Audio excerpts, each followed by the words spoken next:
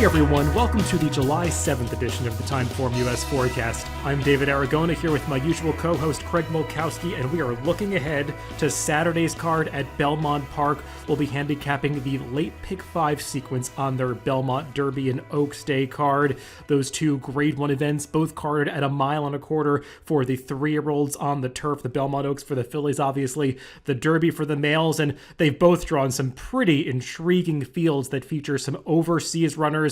Aidan O'Brien, Charlie Appleby bringing over horses for both races, as well as some runners from France, other Euros. But the Americans also hold a pretty strong hand in each race. Field of 10 for the Oaks, 13 for the Derby. They are the first and third legs of the sequence. Also part of that pick 5 is the victory ride for the 3-year-old filly sprinters. And things close out with a couple of turf races that aren't exactly easy handicapping puzzles. So, Craig, this sequence, not for the faint of heart.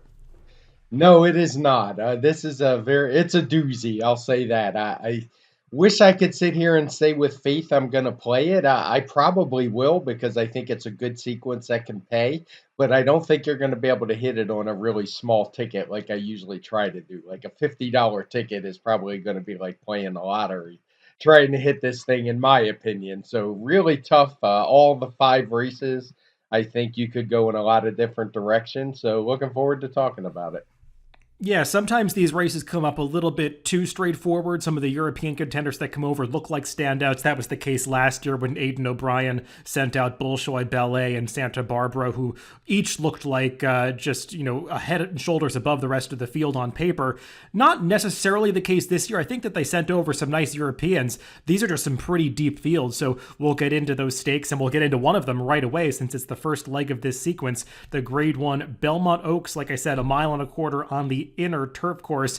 10 fillies signed on for this race. Kind of interesting to see how the post position draw worked out because we have most of the Euros drawn in the outside slots, only with the Moonlight going out for Charlie Appleby is drawn inside among all the Americans, but it's an even split. 5 US-based runners, 5 Europeans.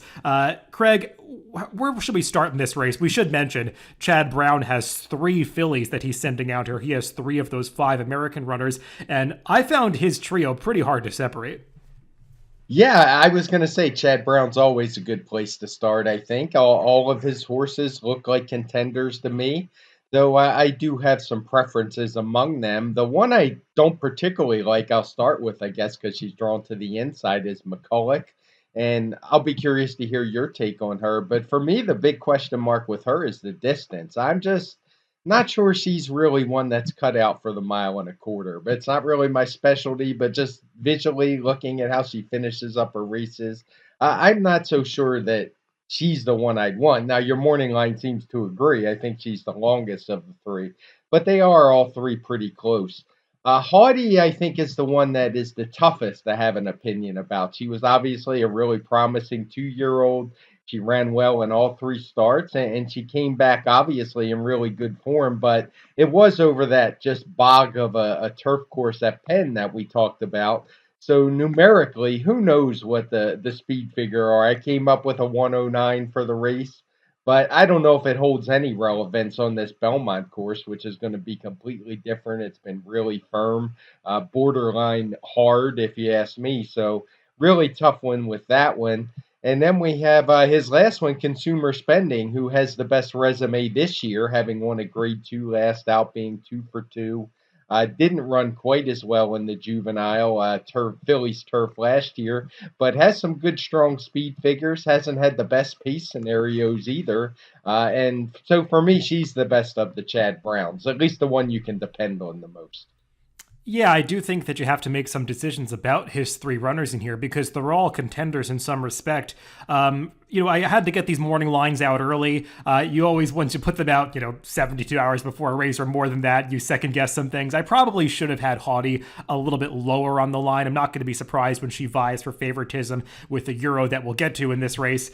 Just feels like she's coming in with the strongest reputation, having finished 3rd in that Breeders' Cup Juvenile Fillies turf last year. But like you were saying, I mean, we didn't learn a whole lot about her last time when she ran over that boggy course in the Penn Oaks. I mean, she was supposed to beat that field pretty soundly, and she did so. Didn't earn the best speed figure of that race, but that was a race that was difficult to make speed figures for because they just kind of crawled along gingerly over that course for the first part of the race. So it's hard to know what to make of her coming in here off that one prep run. I actually kind of do think it's a pretty big ask of her, given that some of the others have had more rigorous preparations for this race. I mean, it's not a small thing to go from a mile all the way out to a mile and a quarter. So she has to answer the distance question and show that she's got the seasoning to do this. Of the three Chads, I was somewhat against her. No major knocks against consumer spending. She makes plenty of sense. Like you said, she comes in with the best speed figures. I feel like if a strong pace does develop in this race, she's the one that could be best suited by that. A little bit concerned about the mile and a quarter since she's a daughter of More Than Ready, but she definitely has the credentials and seems like she's taken a step forward since her 2-year-old season. I actually have a bit of an opposite take on the number one McCulloch, who I've liked right from the start. That debut race that she won at Saratoga last year has proven to be a very strong affair. Obviously, she defeated consumer spending that day. Funny that a maiden race at Saratoga has produced 2 starters in this Grade 1 almost a year later. And while McCulloch has lost her next 3 starts, I think that she's had subtle excuses in all of them. Just kind of got lost out there in the Miss Grillo as a 2-year-old and needed some time off after that. I thought both of her races at Churchill Downs this year are better than they look. That Edgewood, remember, that was at the Derby weekend where you really wanted to be on the outside part of that course, and New Year's Eve got the right trip that day, mowing down that field after going 4 wide most of the way. And McCulloch was trying to save ground around both turns, and it probably wasn't the right move because horses started to back up on the inside or towards the inside part of the course, and she had to angle out in the stretch, and she was finishing really well. New Year's Eve just got the jump on her. And I really liked her last race in the Regret because that was a race, even though it's got a couple red color coded pace figures, there really was not a whole lot of changing of position going on. Walkathon just kind of got the jump on her and sprinted for home. I think Walkathon's a pretty good horse, and McCulloch, in my view, just from a visual standpoint, was finishing really gamely at the end of that race, much stronger than anybody else in that field. And she strikes me as the one of the Chad runners that is going to appreciate the stretch out to a mile and a quarter. By Frankel, his progeny can certainly get this distance, and I just think she's pretty dangerous here, and she's drawn a post position that is ideal for this inner turf course. But Craig, we should discuss some of the Euros in here, particularly Concert Hall on the outside. She seems like the one with the really strong class and form lines coming in here. Yeah, she's obviously coming out of the best races, been competing in Group 1s the last 3 times out, and she's run respectably well. Decent time form rating. So outside of the post position, which could be a little concern, I'm not sure at a mile and a quarter it's a huge thing, but I think she is probably on paper the horse to beat just on the class edge. I'm also not going to totally write off the horse to her inside, trained by Joseph O'Brien, Eden's son, if memory serves. Agartha, I guess is how you say it. Who's been running in good competition, also stepped up in that same Group 1 last time, the 1,000 Guineas, and a different Group 1, I should say, but ran pretty well in there and has some good form this year, so I think she's dangerous as well. And even though she looks a little bit later on form than some of the others, there's no way I'm writing off Charlie Appleby after what he did last year with the Moonlight. And she may actually be the biggest price of all of them. Yeah, and Craig, we should mention at this point, you'll see no pace projector showing up for either the Belmont Oaks or Belmont Derby, and that's just because of the number of European contenders in this race. When it makes up a certain portion of the field without having pace data for these horses, we just don't put out a pace projector. Is that right? Yes, there's just not enough data. I think like half the field in here has no pace line, so it would be kind of tough and maybe a little bit misleading even if we were showing horses on a clear lead and we don't have any of the Euros on there. Yeah, as for those Euros that you were mentioning, I agree. Concert Hall, she's a horse that just looks like she possesses form that should be good enough to beat this field. And, when you look at her at first glance and say, oh, she's 3 for 10 lifetime, she's lost a series of Group 1s. I mean, maybe it doesn't look like form that you're supposed to get overly excited about, but she's the kind of horse that once you start to dig through her races, you become more impressed. When she came off the layoff and stretched out to a mile and a quarter in that Salsabil Stakes back in April, she beat a horse course, Magical Lagoon, who has since come on to do some good things. She actually won the Group 2 Ribblesdale during the Royal Ascot meet. And since then, I mean, she stayed on well for third in the 1,000 Guineas in Ireland. Miles probably too short for her. And her last couple of races I thought had been excellent. Finishing fourth in the Epsom Oaks is certainly nothing to sneeze at. I mean, some of the horses in there are considered among the best three-year-old fillies in Europe, particularly the runner-up Emily Upjohn, who I know some people consider maybe one of the best three-year-olds regardless of gender in Europe. Nashwa, who was third, came back to win the French Oaks in her next start. So very strong form lines there, and she wasn't that far off those classy runners. And last time out, her Pretty Polly against older rivals, that's a replay that's worth viewing if you can go look it up. She got sawed off in mid-stretch when she was trying to make her run, got pushed back to be last of 9 runners with about 3/16 of a mile to go, had to alter course all the way to the outside, still was able to pass half the field at the very end over a turf course that had taken a lot of rain. Those were some classy older mares ahead of her, so she's one that I think is coming in with strong form, and people who know the recent history of this race will remember that Aidan O'Brien sent out a couple of recent winners, Athena and Santa Barbara, and both of them prepped for this race in the Pretty Polly. So Concert Hall definitely has the right pattern coming in here. As for his son Joseph O'Brien and his charge Agartha, I really question the distance with this one, Craig. She's never gone farther than a mile. She's by Caravaggio, who's really more of a sprint sire. We've seen Joseph O'Brien do this before. He pulled it off with State of Rest, stretching out in the Saratoga Derby last year. This one, I'm just not quite sure if she's really up to this level. She is a horse that likes to run on the lead, and we should note, with no pace projector in this race, you do want to watch some of these European runners' prior races, and the number 7 Hot Queen and the number 9 Agartha are both front runners.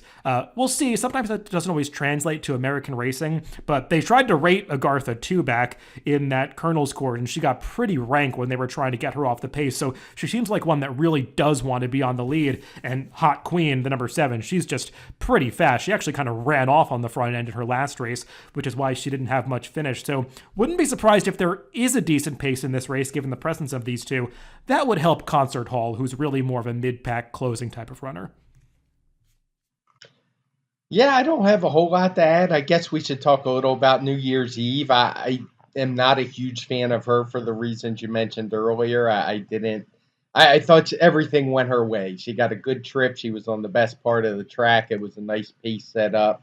So I'm against her a little bit. Pretty sure we've covered most of them. I guess Cairo Memories might take some money shipping in from California, but I have to be honest. She has figures that look competitive, but there's no way I'm taking a California horse. People can say I have an East Coast bias, but I think it's just a class bias in here because I just don't think she's been facing fields anywhere near as good as some of the others. Yeah, we agree about her. I know the speed figures say that she stacks up decently, but the depth of that division in California is just not strong. And as for New Year's Eve, I don't want to completely write her off because she did really improve last time, being with the profile of the course or not. And she's come back with a really strong workout locally at Belmont Park that suggests maybe she's holding her form. My problem with New Year's Eve actually is just her running style. She comes from so far back, and it seems like she's got to just drop out to last early in her races, and it's tough to win that way. I said there are a couple speeds in here. I'm not expecting this to be some supersonic early pace because they're Euro runners that are supposed to be setting the pace, and they typically don't go that fast up front. Quickly, you mentioned With the Moonlight, the Charlie Appleby runner. I just didn't have a whole lot to add about her. She's a little bit of a one-hit wonder, winning that race 2 back and not really having other form that matches it, but I've seen Charlie Appleby send over live runners too many times to discount her chances. Let's move on to another race for the 3-year-old fillies, but this one moving over to the dirt course and cutting back in distance. It is the Victory Ride Grade 3 event going 6.5 furlongs on the main track. And Craig, there's no shortage of pace in this race as we've got some pretty fast fillies in here, particularly the number 5, Pretty Birdie, who I pegged as the slight favorite on the morning line. Not only does she possess plenty of speed, but she is a bullet out of the starting gate. Just seems like she always breaks first and they have to come catch her. Yeah, she's obviously a horse I think you have to use in here.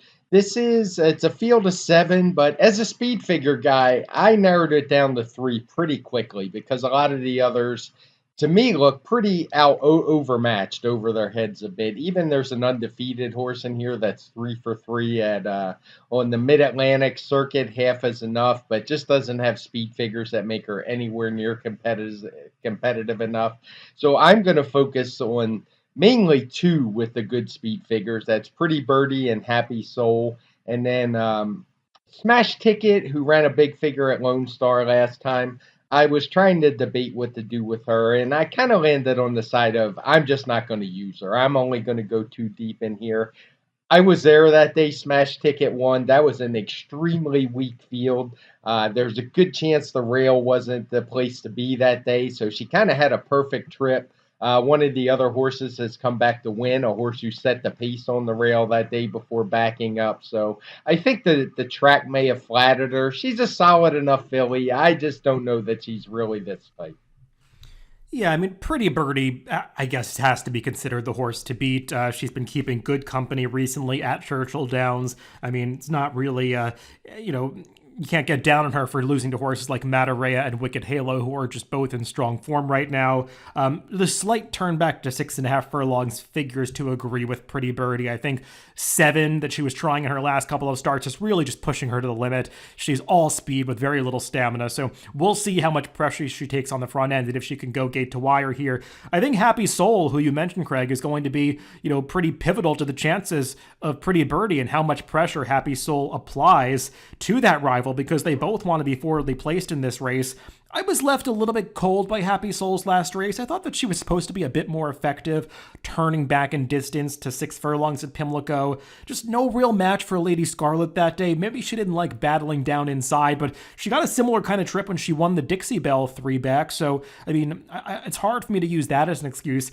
I just wanted to see more from Happy Soul last time, and I actually was a little more positive on the number 2 Smash Ticket. I think she's a viable alternative to those runners in here because she strikes me as one that can sit in that stalking position just off the pace. And it's not just Happy Soul that could go after Pretty Birdie early. You've also got the number 6 Hot Peppers, who seems like she's got one way to go. All of her victories have come in gate-to-wire fashion, so I would imagine Louis Sai is going to be trying to gun her to the lead. And it just feels like Smash Ticket, who sometimes isn't the quickest out of the starting gate, is going to have to take up that stalking role. I believe she can do it.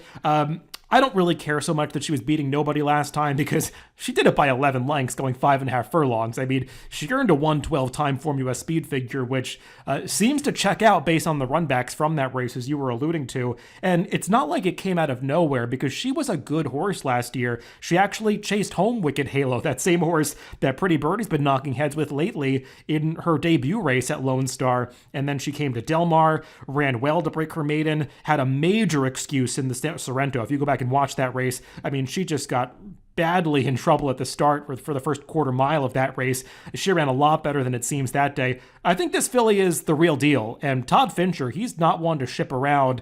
I mean, to send a horse like this to New York, I think probably means that there's a lot of confidence in this one's corner, so I like Smash Ticket in this spot. Yeah, I could see that. I doubt he's ever even run a horse in New York. I can't think of one off the top of my head. Not in the past 5 years. Yeah, he does ship around quite a bit, as you say. That field sticks in my head. So we'll see. Maybe if she was 5 or 6 to 1 on the morning line, I would have liked more. But I agree with you. I think she's going to take some money. So anybody else you thought was worthy of talking about, or just those 3? I mean, I mentioned briefly Hot Peppers. I just have trouble seeing her win this race with Pretty Birdie in there, just given that she's a little bit light on the speed figures. I know she was visually impressive in that Jersey Girl, but there was not much competition in that race. Just take a look at Stand Up Comic and her PPs. She was second, and she's back in this field as a big long shot. I mean, maybe if people think it's going to fall apart, they would take a look at Sterling Silver. I just don't think she's fast enough.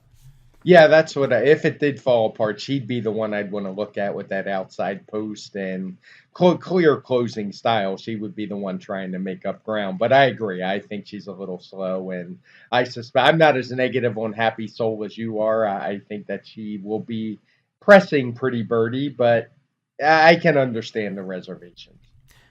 I should just clarify. I'm not really negative on Happy Soul. I actually picked her second ahead of Pretty Birdie. I just don't fully trust her to get back or build on some of that impressive form that we saw from her as a 2-year-old. Let's move on to the third leg of this sequence, race 9, the Belmont Derby, going 1.25 miles on that inner turf course. A huge field of 13 signed on for this one. Again, plenty of European contenders coming over to face the American counterparts. I found this to be a wide open race, Craig. It does feel like a couple of the Euros could take most of the money here, as you've got all the way on the outside Aidan O'Brien sending over Stone Age, who's coming in with a pretty similar pattern to Bolshoi Ballet, who won this race last year. Just feels like this is a much stronger race than the one Bolshoi Ballet won, a much deeper field than the 2021 version of this race. And then you've also got for Charlie Appleby, Nation's Pride. Both of these horses, as well as Royal Patronage, who's also in here, are dropping out of the Epsom Derby, and it feels like all three of them could appreciate the turn back to 1.25 miles. Yeah, this is one, whereas I think the Phillies race is more wide open, and I think the American horses have more of a chance, and maybe that's the Chad Brown factor. I don't think the American horses in this one are very good, personally.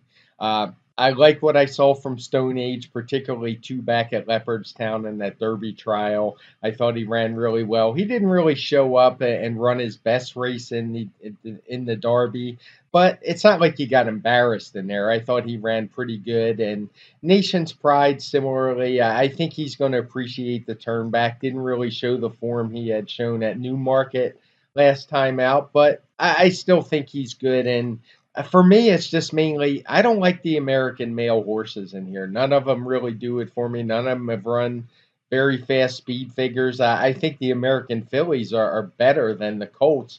I was almost tempted to go with Classic Causeway, because I do think he's a horse that's going to appreciate the turf. But I just don't think 1.25 miles is really something that is going to work out for him personally. So for me, I'm definitely leaning towards the Euros in this one. Well, Craig, I think it's important to bring up Classic Causeway, because even if he doesn't handle the turf, and I don't disagree with you, I think there's a chance that he could handle it, he figures to have an impact on this race because he does his best running from the front end. Ken McPeak has 2 runners in here, both he and Tiz the Bomb, and you would imagine they're going to, be at different ends of the pack early, with Classic Causeway using that early speed. And I'll be interested to see what his impact is on a couple horses to the outside, particularly Emmanuel, who we could just see in the American form lines, has a lot of speed, wants to be on the lead. And also the number 13 Stone Age, who arguably is the horse to beat in this race.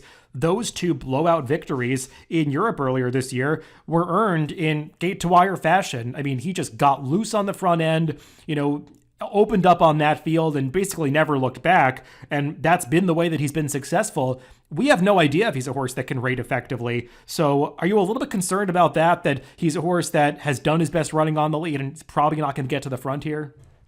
I would be more so if he was drawn down inside, but being outside, for me, I almost look on turf when horses can run in the clear or outside. Maybe he'll be sitting 2 or 3 wide, but nobody to his outside. I think they handle it a little better than going to the front end. So, I mean, yeah, it's a little bit of a concern, but not a huge one for me. Yeah, I generally do agree with you that those 2 Euros towards the outside are where we have to start, and they're the 2 main horses for me. I'm not really against Stone Age. I have a minor concern about what kind of trip he's going to work out, but he seems like he's got talent. Wasn't beating much 2 back in that Leopardstown Derby trial, but he certainly won it the right way. So he's a horse that does have to prove himself against top competition. But I agree, he didn't run that badly in the Derby. I did prefer the effort of Nation's Pride in the Derby. I thought he got a slightly tougher trip that day, just kind of out in no man's land early. He was never towards the inside, just tracking wide, just not where you wanted to be, it seemed, on the track that day. His prior race in that Newmarket Stakes back at the end of April, I thought was very strong. Only beat 3 rivals, but do note the horse that was second there, Huyamel, came back to be second in the Kazoo Derby behind Desert Crown. So maybe the form of that race is stronger than it seems. And he just seems like one of these Charlie Appleby runners that should appreciate the transition to American racing. Newmarket is a bit of a flatter course. He won over a flat course at Meydan over the winter. It just seems like one that should take to, the large sweeping turns at Belmont Park. And he's got that kind of mid-pack to up-close running style that I think should suit this race pretty well. And just to kind of quote some stats, I mean, Charlie Appleby in Grade 1 North American races over the past 5 years is winning at nearly a 50% rate with an ROI that's well above $4. So, I mean, I don't have to sing his praises. People know how well he does in this country. Craig, as for the Americans, are there any that you give a shot to? I mean, there are some with name recognition from the Triple Crown, like you mentioned, Classic Causeway, Tiz the Bomb as well. I mean, obviously, getting back on turf should help him. We just have to see if he can recover from trying the Derby last time. Yeah, Tiz the Bomb is the one I would want out of the Americans. It's kind of baffling to me that we haven't seen him on turf. He looked so good last year, winning the Bourbon Stakes, running a good second behind Modern Games and the juvenile turf. I get that they had Derby fever. I just don't get actually running in that race after what we saw in the Holy Bull, and we didn't see much else in the Derby. But his synthetic races tell you he held his good form, and normally I'd be a little leery, but going back to the turf is usually easier for these horses to do. And we've also seen a lot of horses come back out of the Derby, and most of them are running really well. I know that doesn't really have a lot to do. These are individual horses, but I like to switch back to turf. And of the Americans, he is by far the one I would prefer the most in here. Yeah, I do think he's got a shot in here. If you just lump together his races on turf and synthetic, he's only been beaten once, and that was in the Breeders' Cup by Modern Games, who would have been one of the favorites in here if they had decided to come over with him as the Godolphin representative for this race. So I do think that Tiz the Bomb is a contender. Even though he tried 1.25 miles in the Derby last time, I do wonder if he really wants to go this far. That's just a feeling I have looking at him physically. He's not the biggest, scopiest kind of runner, but I'm not going to be surprised at all when he runs well here. Just feels like he could take maybe the most money of the Americans, given that name recognition. The other horse that could take money, Emmanuel, I'm not really a big fan of. I didn't think a whole lot of the Pennine Ridge as a race overall. Craig, is there anybody else at a bigger price of the Americans that you were taking a look at? No, I tried to make a case, and just the more I look at the speed figures, they're going to have a very tough time beating the Euros, in my opinion. And we mentioned Tiz the Bomb. He ran a giant figure in the Jeff Ruby Stakes, so if that transfers to turf, he would certainly be competitive. But it's of the others, I just couldn't find a horse I could latch onto. Yeah, the two others that I would mention from the American side are one of them is Dog, who I think still has upside, just making his 5th career start. I didn't think he had a big excuse last time in the American turf. He got the right trip for that course that day. Just kind of seemed like he ran out of ground at the end.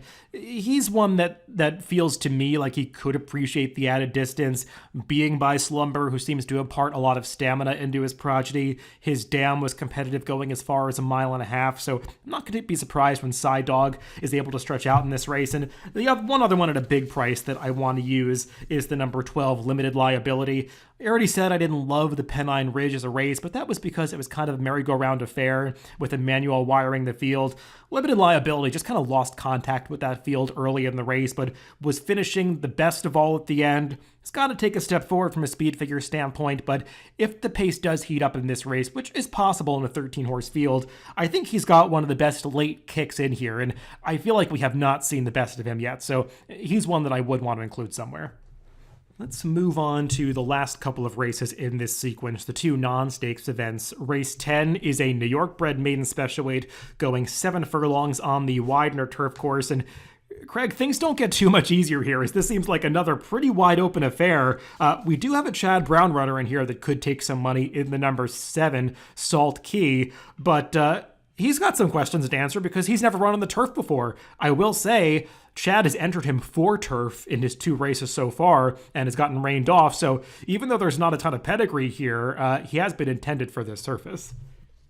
Yeah, he's he's one I really didn't know what to do with. There's some conflicting information with him. As you said, he's been entered on the turf in both career starts, and we've seen this with Chad before, where horses that don't particularly look like they're bred for the turf, he runs them, and he knows what he's doing, obviously. And my concern is when I look through this horse's siblings, the three that have had success have all done so on the dirt. So that's where I kind of got I just wasn't sure. I mean, it seems like you'd be silly not to use him in here. But he is going to take some money, so I would use him more as a underneath type in here, as I prefer some others. I'll start with Frank's Art, who is always going to be dangerous from Christophe Clement, first time starter, bred for the turf.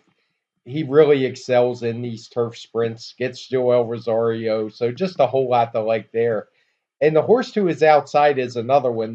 Feathers Road is drawn in the 5 post. I assume it will be. There's a entry. Oh no, no entry in here. So it is the 5, and he's one that you have to be a little leery that maybe he just doesn't want to find the winner circle as he's got 6 seconds and thirds from his 9 starts. But I really like what I saw from him last time. He was able to overcome a pretty moderate pace and almost get up to win, just beaten ahead by Yarrow. So that's the two I'm going to start my ticket with.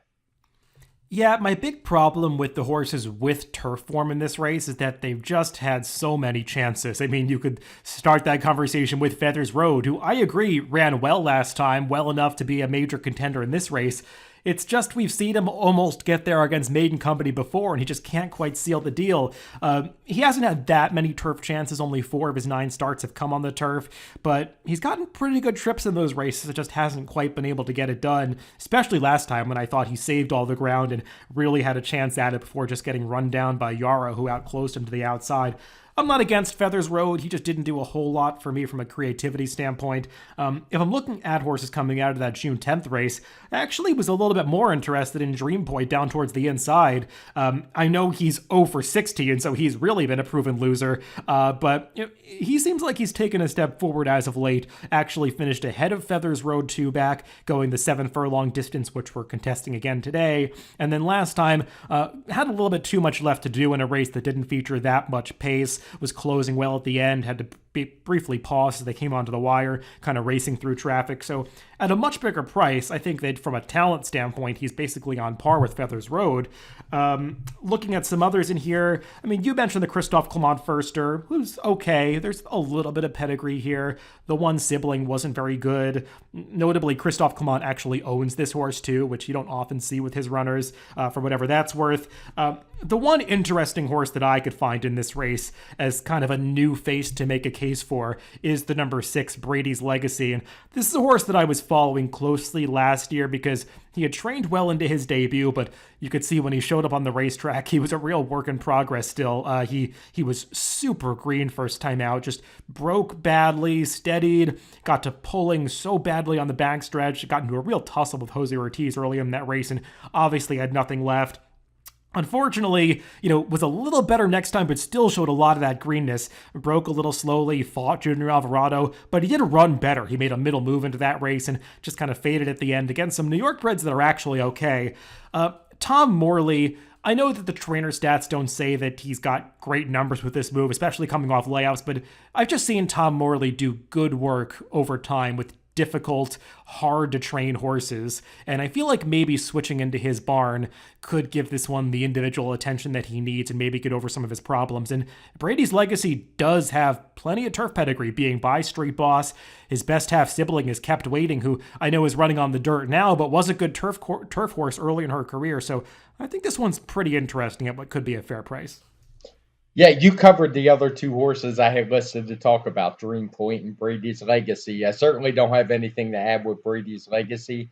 You covered that one very in depth. I think there's plenty to like about that horse.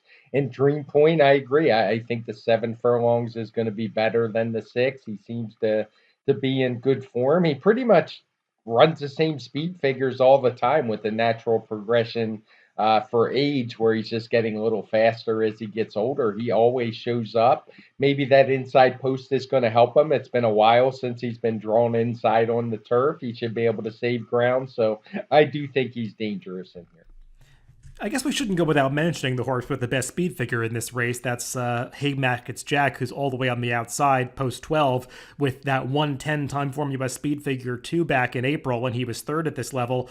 I just have some reservations about the 7 furlong distance with this horse. I know that he's shown in front on the pace projector, and maybe he's going to get his right kind of pace scenario here. He just feels like a horse to me with some stamina limitations, so I'm a little bit concerned about him getting that extra furlong. Yeah, and I'm actually even a little concerned about the speed figure that day. Not saying it's totally out of whack, but it wouldn't surprise me if it's about 5 points too high looking at the run backs. And I personally never like these horses stretching out from 6 to 7. It's tough enough to win wire to wire going 6. On the Belmont turf, 7's a totally different story. He just seems a little headstrong for me. Let's move on to the final leg of this Pick 5 sequence, Race 11. We're staying on the turf. It's a claiming non-winners of 2, a lifetime $30,000 claiming tag, 6 furlongs on the inner course. And Craig, this race really centers around a couple of Wesley Ward trained runners. I know Wesley likes to enter, doesn't always like to run horses, so we'll see if both of them end up running in this race, but it does feel like if Sheriff Bianco and After 5 do show up in the starting gate, they're the 2 horses to beat, but I think they each have some questions to answer as they're dropping in for a tag for the first time off poor efforts. Yeah, for sure. And like you, I'd be surprised if they both ran. Who knows what Wesley Ward's going to do. And of the 2, I actually prefer one much more than the other. I think Sheriff Bianco is the stronger of the 2 personally. I didn't like After 5's race at Laurel Park at all. He was kind of cold on the board that day. Looking at the PPs being a Wesley Ward, you would think he would have been the favorite in here, but he wound up going off 9-2. Didn't do any running whatsoever, no real excuse. So of those, I prefer Sheriff Bianco, but I don't particularly love him. One thing that I am going to do is lean towards horses who are dropping down in class more than the ones who have been getting beat at this non-winners at 230,000 tag. So a couple others I would talk about in here are Giramonte, who I think is taking a much needed drop in class. He tried 50 and ran okay that day, moved back into allowance, and ran deceptively okay, I think, just way over his head in what was a much stronger race. So he's one that I'd want to look at in here. And another is actually, this one did run for the tag once, but I think he's got it. Is a horse who had some excuses last time out. He had run good when he broke his maiden by DQ, but he ran well enough that day. Took a move forward on the speed figures. So he's one I'd use more as a backup, but I think is going to offer some value. Yeah, I agree with your assessment on those Wesley Ward runners. I do think that Sheriff Bianco is much more dangerous of the 2, and he'd be way the horse to beat if he participated in this race. He was just facing a better field last time. That was a pretty fast non-winners of 1 allowance race for the New York breds, won by deep cover. I also thought that Sheriff Bianco did not get the best ride that day, as for whatever reason, Jeffrey Sanchez was not at all aggressive with him. This is a horse that does his best running when he's on or near the lead, and they just seemed intent on taking him off the pace that day, and it was dominated on the front end. So Sheriff Bianco, he might not be in as bad form as it seems, and he could be just dropping to win here, though I did find a trainer stat for Wesley Ward that applies to both of these horses in Formulator. First time for a tag with non-maidens on the turf. He's just 1 for 16 over the past 5 years with a 23-cent ROI, so it hasn't been a successful move for him in the past. The one other horse that I would add, Craig, that I think is pretty interesting in this race is the number 1, who actually is breaking towards the outside, Umbria, as he is part of an entry with a runner on the also eligible list. But this Linda Rice runner, kind of a similar profile to the 2 from Wesley Ward in that he's dropping down and appears to be off form, but he has plenty of past turf races that would make him competitive here. They've just all been going longer. He has never cut back on the turf before, but I wonder if he could like it, because if you look at his pedigree, he's by Munnings, and this damn Bridgehampton has thrown nothing but sprinters aside from Umbria. This horse is a half to what's that horse's name? Amundsen, who was competitive in some New York bred stakes, and he was by Curlin. So the fact that this one's by Munnings out of that dam says to me that he probably does have the speed to turn back in distance. And his race 2 back, it felt like something happened. He kind of threw his head up at the quarter pole like he was uncomfortable, or maybe like a clod of turf hit him in the face. Something happened that day. I don't know what happened last time on the dirt at Belmont when he just again threw in the towel, but maybe he's dropping down to the class level that's going to let him wake up. So I think Umbria is a little interesting. Yeah, he's the one other horse I had to talk about once again. My one concern is his lack of real speed. If this was 7 furlongs, I would probably like him more than I do at 6. But in a field that's kind of cloudy for me, I certainly think you got to use him. It's Linda Rice and Irad Ortiz in a turf sprint. I don't have the morning line for this race. I'm not sure what kind of odds you have on him in this one, but he's one who certainly is a contender, I would think. Yeah, with that Equibase, or I should say Jockey Club outage, I don't know if anyone's going to get the morning line for this race, so I'll just say I had Sheriff Bianco as the 2-1 morning line favorite, After 5 as the 4-1 second choice, and then Umbria as the 5-1 third choice. So we'll see. Everybody else would be bigger prices than that. Clearly, the Wesley Ward riders would take a lot of money if they get in this race, particularly Sheriff Bianco, so we'll see how that shakes out. But Craig, like you were saying at the top, this is a pretty difficult sequence, not an easy ticket to put together. If you were going to potentially play it, how would you be looking to go about this? Because we talked about a lot of horses in those 2 turf stakes early on.